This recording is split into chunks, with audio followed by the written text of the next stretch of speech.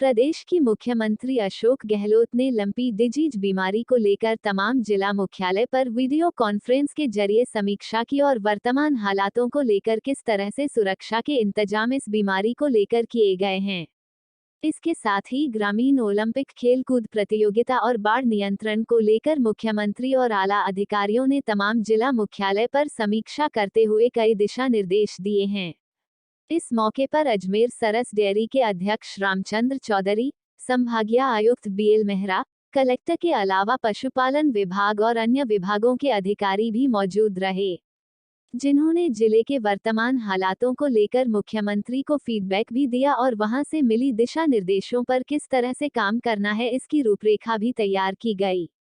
Ajmer dairy अध्यक्ष रामचंद्र चौधरी ने कहा कि लंपी डिजीज के कारण अजमेर के साथ ही राजस्थान में किसानों को काफी नुकसान हुआ है और पशुपालकों को इससे राहत मिलनी चाहिए।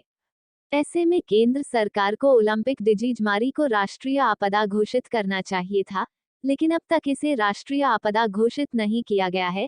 वहीं उन्होंने कहा कि पशुओं का बीमा भी अब तक नहीं हुआ। अगर पशुओं का बीमा केंद्र सरकार कराती तो उन्हें आज राहत मिलती। ऐसे में इस भयानक बीमारी को लेकर उन्होंने राहत की मांग की है। आज माननीय मुख्यमंत्री महोदय द्वारा राज्य स्तर की एक ओपन विषय ली गई थी, जिसमें lumpy skin disease, Rajiv Gandhi ग्रामीण ओलंपिक खेल और बाढ़ राहत पर जो 11 जिलों में बाढ़ आए थे उसके बारे में, राहत उपाय के बारे में चर्चा की गई थी। जहाँ तक अपने अजमेर संभाग की बात है, यहाँ लंपी स्किन डिजीज जो है वह नागौर में थोड़ी ज़्यादा फैली थी और लेकिन अभी वहाँ स्थिति नियंत्रण में है। उसी टाइप से सेकंड जो स्थिति ख़राब है अजमेर में वो उधर से नागौर से जुड़ता हुआ एरिया था, ओपन गार्ड केशनगढ़ एरिया, उस हिसाब से फैली है, बाद में भी पड़ी। तो अजमेर के अंदर भी स्थिति जो है अभी नियंत्रण में है। और इसमें एक लंपी स्किन डिजीज में क्या 3 तरह के पशु है, जैसे गौशाला के पशु है वहाँ तो स्थिति बहुत नियंत्रण में है, क्योंकि वो खुद ध्यान रखते हैं, वहाँ सफाई का भी ध्यान रख रहे हैं, आपके सोडियम हाइपोक्लोराइड का छिड़काव भी कर रहे हैं और डॉक्टर्स कंपाउंडर की सेवाएं भी ले रहे हैं। और दूसरा जो निजी पशु हैं उनके अंदर काफ़ी निजी पशु जो पालक हैं उनके पशुओं का भी नुकसान हुआ, डेथ वगैरह हुई है, उनको भी समझाइश की जा रही है। और आवारा पशु जो है उनके बारे में जैसे नगर निगम अजमेर द्वारा यहाँ पर आइसोलेशन वार्ड की व्यवस्था की गई, वहाँ उनके लिए इलाज किया गया, लेकिन ज़्यादा डेथ उन आवारा पशुओं की।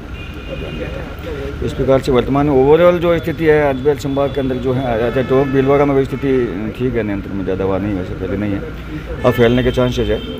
इस हिसाब से लंपी स्किन डिजीज जो है अभी लगभग नियंत्रण की स्थिति में समझ लो। और आम जनता से ये अपील है कि उनको हिम्मत और धैर्य रखें और जो इनके पशुपालन विभाग के जो अधिकारी कर्मचारी लगे हुए इलाज में उनका भी सहयोग करें, खुद भी ध्यान दें, खुद भी वैसे भी करें प्रयास। संस्थाएँ हैं, गौशाला संचालक है वगैरह, वो इनको आयुर्वेदिक लड्डू बना के भी दे रहे हैं, तुलसी के पत्ते वगैरह, लौंग, इलाज इस टाइप से करके वो भी उपाय कारगर हो रहे हैं। और एक तरह से वर्तमान में जो स्थिति है वो नियंत्रण में है। उम्मीद करते हैं कि आगामी कुछ दिनों के बाद में पूरी स्थिति नियंत्रण में आ जाएगी।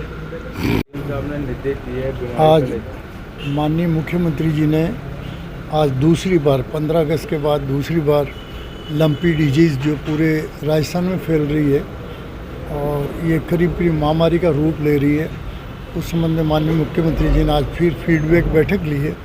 दिशा निर्देश अधिकारियों को, जिलाधीश महोदय को और राजस्थान भर के सरपंच साहिबान को दिशा निर्देश दिए। उसमें ये कहा गया है जहाँ भी कोई गाय मर जाती है तो पंचायत वाले उसको जो है दफनाने का काम करे, जेसीबी मंगा के, और इलाज के लिए विभाग के लिए उन्होंने कहा कोई फंड की कमी नहीं रहेगी।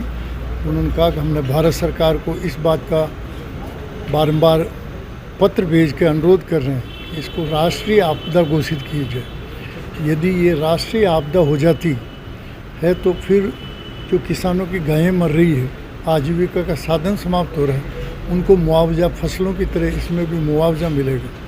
दूसरा, हमने पहले भी कहा था और पशुओं का बीमा भारत सरकार ने 3 साल पहले का 15,000 करोड़ रुपये हमने जो है अलॉट कर रखा एकांत में अलग से, वो जो है पशु बीमा कराने के लिए।